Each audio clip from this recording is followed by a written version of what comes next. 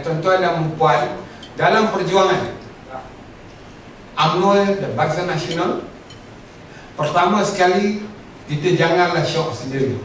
Maksud saya, syok sendiri ni add lah ataupun berkawanlah dengan media sosial parti pemakam. Saya banyak network saya orang-orang dalam PAS. Mak Sabu tu pun kalau ikut saya punya lama punya Facebook, dia friend saya. Jadi kita banyak, jangan kadang-kadang saya tengok dan kemudian saya haraplah mereka yang ada Facebook, kalau ada gambar kucing, gambar kat terbang, gambar rimau, gambar pokok tu, kalau agak dia nampak terlalu teruk, remove saja.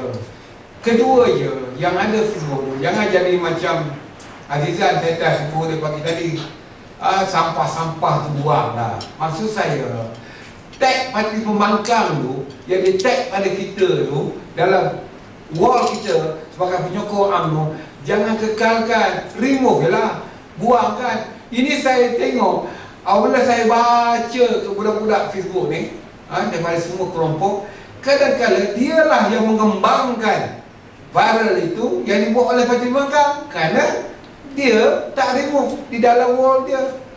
Jadi tolong bersihkan.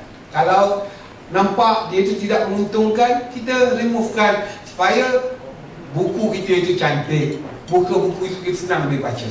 Sebenarnya majlis ini dianjurkan oleh saya, Datuk Seri Syahidan ada tetamu, kerana menghormati persahabatan saya dengan dia, patut buat hari Sabtu hari itu ditangguhkan pada hari ini.